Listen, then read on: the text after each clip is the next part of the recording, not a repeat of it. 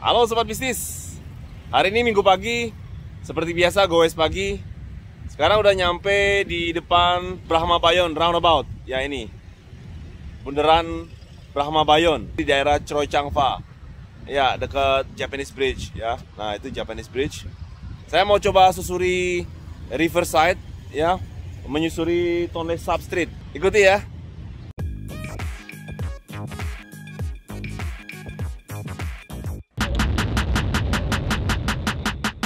Iya, sekarang mau jembrang jalan dulu. Lanjut. Terlihat dua jalur jembatan di depan. Suka disebut dengan nama Cambodia Japanese Bridge karena awalnya dibangun tahun 1963 dengan bantuan pemerintah Jepang. Orang lokal menyebutnya Choi Chang Fa Bridge.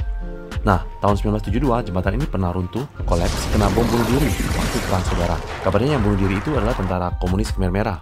Ada sekitar 101 bombers yang nekat ngebom mati bunuh diri untuk meruntuhkan jembatan ini. Karena jembatan ini adalah jalur transportasi penting antara Phnom Penh dan daerah-daerah lain di Kamboja. Terus baru diperbaiki tahun 1994, dibuka lagi. Namun karena makin padatnya lalu lintas pengguna jembatan ini, maka tahun 2018 pemerintah Kamboja dengan bantuan Jepang juga menambah satu jalur jembatan yang di sisi kanan. Jadi dibagi dua arah kendaraan untuk mengurangi kemacetan.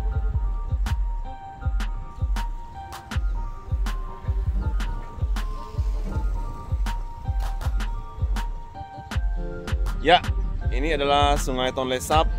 Ya, dan terlihat di sana kota Phnom Penh ya. Orang-orang menyebutnya Phnom Penh Riverside. Ada dua Riverside yang di sebelah sana. Itu di sisi kota Phnom Penh. Dan di sini. Ya, ini yang saya mau susuri sekarang. Ini di sisi Choi Chang Fa. Ya, di seberang Sungai Tonle Sap. Nanti kita ke sana, terus ke arah pertemuan antara Tonle Sap dan Sungai Mekong. Itu nanti di dekat Soka Hotel.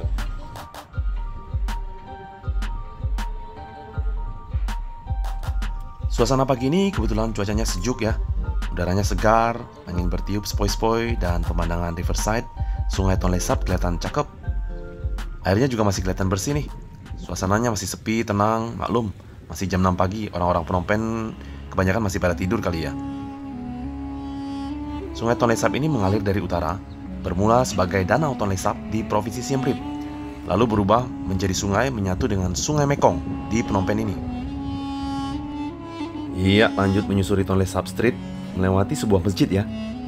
Meskipun penduduk Kamboja mayoritas 90%-nya berasal dari suku Khmer yang beragama Buddha, tapi ada juga yang beragama Islam ya, mostly dari suku Cham. Nah, yang tinggal di wilayah ini kebanyakan suku Cham. Nama masjid ini adalah Mukdak Mosque atau Masjid Ar-Rahmah. Jadi buat sobat bisnis yang muslim kalau berkunjung ke Kamboja, don't worry, di sini juga banyak masjid. Nah, bangunan di dekatnya kelihatan seperti pondok pesantren ya. Ada tulisan kaligrafi Arab di pagar dan signboardnya.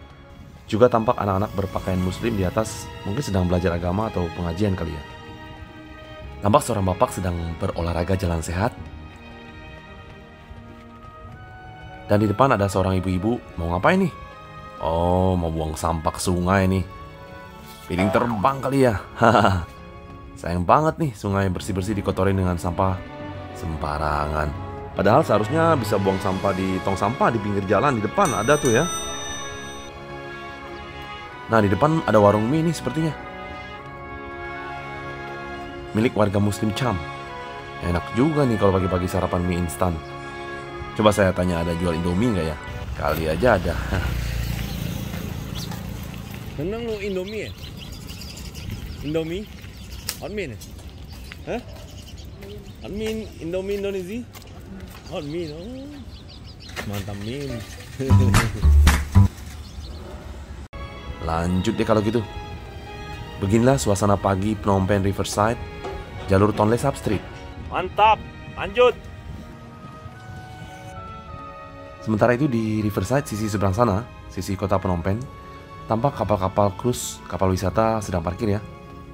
Kapal-kapal cruise ini biasanya dikunjungi wisatawan buat rileks, nongkrong, makan-makan di atas kapal cruise. Terus kapalnya muter-muter sepanjang Sungai Tonle Sap bolak-balik. Biasanya sore baru beroperasi. Tapi sejak pandemi ini sepi pengunjung ya, karena berkurangnya jumlah turis.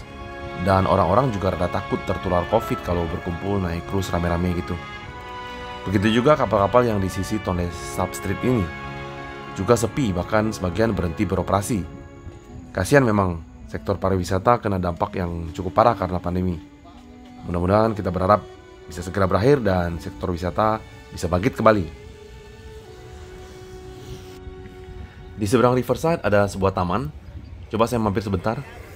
Di tengah taman ini ada sebuah patung tampak seperti patung wanita Apsara yang dalam mitologi Hindu sebagai simbol seorang bidadari.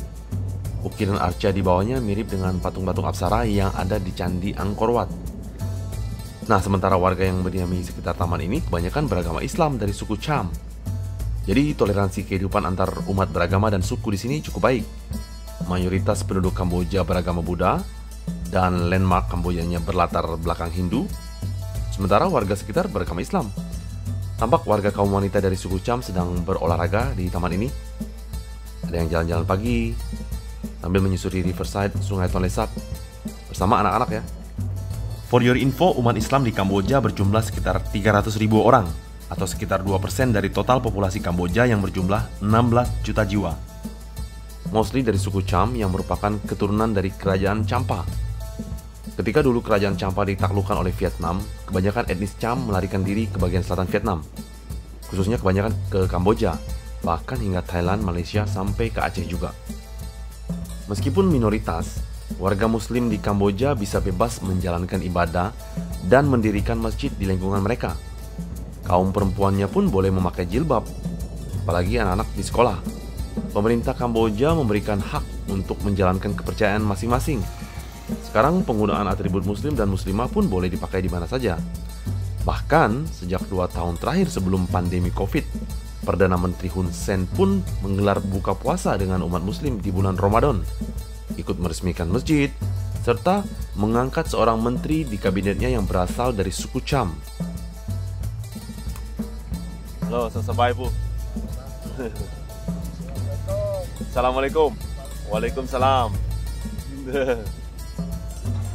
Iya, itu tadi saya coba menyapa 2 orang bapak warga muslim Cham yang sedang duduk bersantai di taman. Baik, ayo kita kemo lagi. Lanjut menyusuri Riverside Tonle Sap. Di depan ada warga suku Cham yang jualan ikan. Yuk kita lihat bentar. Oh, tray.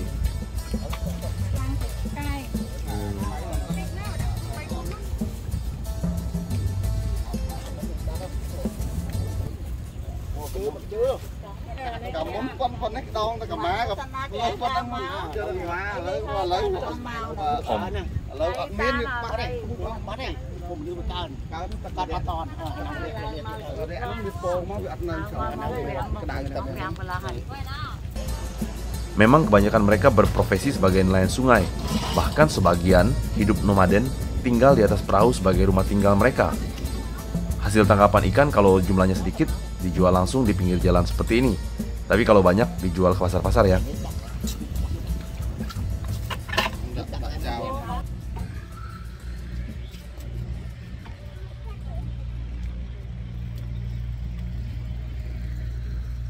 Ya, sekarang saya sudah tiba di depan Hotel Soka ya. Sebuah hotel bintang 5 di Phnom Penh ya, yang cukup terkenal. Tapi sekarang dijadikan tempat karantina ya. Jadi kalau foreigner yang baru datang di Kamboja tiba di Phnom Penh, biasanya diarahkan ke sini untuk karantina 14 hari. Lokasinya persis di depan ya pertemuan 2 sungai. Ya nih, Sungai Mekong dan Sungai Tonle Sap.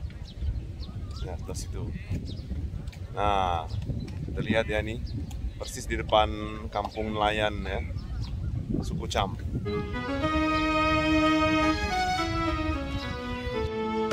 Ya, bisa dilihat ini adalah kampung nelayan suku Cham di tepi sungai di antara 2 sungai Tonle Sap dan Mekong. Terlihat deretan perahu-perahu yang diparkir di depan. Selama bertahun-tahun di lokasi ini, yaitu tepi sungai Peninsula Chroy Changfa ini telah menjadi pemukiman bagi komunitas nelayan Cham. Mereka menyebut kampung ini dengan nama Chongkoh, artinya ujung peninsula. Bahkan ada yang sudah tinggal lebih dari 30 tahun di sini. Meski terletak di dekat jantung ibu kota Phnom Penh, para nelayan hidup secara primitif di atas perahu, tanpa listrik dan mengandalkan air sungai yang mengalir saja, baik untuk masak, mandi, mencuci, dan keperluan lainnya. Namun, mereka tetap berjuang untuk melindungi identitas mereka, terutama dalam hal bahasa, agama, dan cara berpakaian. Cara hidup mereka pun yang unik ini telah menjadi inspirasi banyak seniman dan jurnalis dari seluruh dunia ketika berkunjung ke Kamboja. Ada sekitar 80-an keluarga nelayan dalam komunitas Congkoh ini. Namun, mereka sekarang menghadapi dua masalah besar, yaitu yang pertama, penurunan tajam pendapatan dari hasil tangkapan ikan mereka akibat makin sulitnya mendapatkan ikan di antara kedua sungai besar ini. Hal ini disebabkan oleh perubahan iklim, pembangunan bendungan di hulu sungai Mekong, dan praktek penangkapan ikan ilegal atau illegal fishing oleh kapal-kapal besar, sehingga membuat berkurangnya debit air dan rusaknya ekosistem sungai. Jumlah ikan pun berkurang. Dulu misalnya seorang nelayan Cham bisa mendapatkan ikan 20-30 kg per hari, tapi sekarang hanya 2-3 kilo saja. Bahkan pernah tidak dapat ikan sama sekali. Namun mereka tetap survive dan menaruh harapan. Masalah yang kedua, nelayan Cham ini sekarang menghadapi ancaman tunawisma. Komunitas ini kemungkinan besar akan hilang dalam waktu dekat, karena pemerintah setempat sudah memberikan ultimatum memerintahkan semua perahu-perahu di komunitas ini untuk meninggalkan wilayah ini dengan alasan mempercantik tata kota dan untuk ketertiban umum. Kasihan memang, mereka memang nggak punya tanah, tetapi mereka hanya butuh ruang yang sangat kecil untuk tinggal dan area kecil di dekat sungai agar perahu mereka bisa berlabuh. Dulunya banyak gubuk-gubuk mereka yang didirikan di daratan tepi sungai ini, tetapi sekarang sudah digusur. Mereka hanya bisa tetap survive tinggal di atas perahu saja sekarang. Dulu jumlah mereka lebih banyak dari ini, sampai ratusan perahu. Sebagian yang agak mampu sudah pergi meninggalkan wilayah ini, mencari tanah dan tempat tinggal di tempat lain. Tinggal sisa 80-an perahu ini saja yang masih bertahan di sini. Masalah utama di atas segalanya adalah uang. Ya, mereka tidak punya cukup uang untuk berpindah.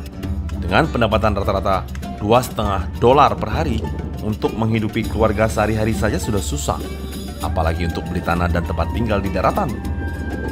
Lalu adakah solusi yang bisa membantu mereka? Solusi yang mereka harapkan, yang pertama, adanya bantuan dari pemerintah Kamboja dengan tetap mengizinkan mereka untuk tetap stay di sini atau diperpanjang minimal, sambil mencarikan lahan baru tempat parkir perahu-perahu mereka agar mereka tetap bisa mencari ikan. Mereka butuh uluran tangan dari sesama umat manusia yang terbeban untuk membantu. Cuma ada sedikit harapan pemerintah mau memperhatikan nasib mereka. Nah, solusi kedua, mencari bantuan dari rekan-rekan muslim yang tinggal di luar negeri untuk membeli atau menyewa sebidang tanah baru untuk komunitas mereka. Mereka telah mengirimkan surat kepada para dermawan di Malaysia dan Indonesia yang dulu pernah membantu sebelumnya, serta orang-orang kaya filantropis lainnya dari negara sesama muslim, khususnya agar tergerak hati membantu mereka. Komunitas ini tidak meminta banyak, tetapi hanya sebuah space kecil di dekat sungai. Cukup untuk tempat berteduh, sebuah masjid kecil atau musola, dan sebuah sekolah tempat anak-anak mereka dapat belajar baca tulis dan belajar agama Islam. Jika ada sobat bisnis yang di Indonesia barangkali tergerak hatinya, bisa ikutan membantu ya. Silakan tulis di kolom komentar video saya. Anu man? Mau nyebrang dulu, naik ferry ke arah Phnom Penh, ke arah Koh Pik. Dambai keskol ne peteh Indonesia, procicin Indonesia. Ni kaci cungcit kemai. Ba, sok sabai. Apun ceran.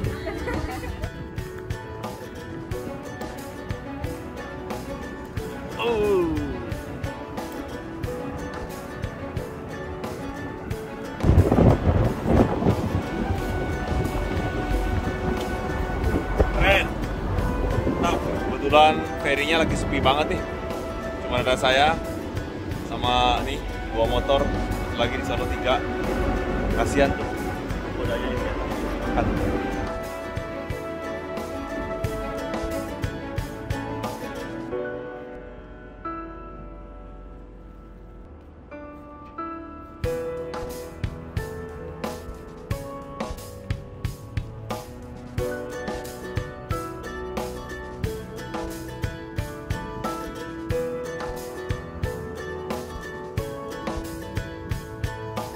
Ya, kapal segera merapat ke daratan.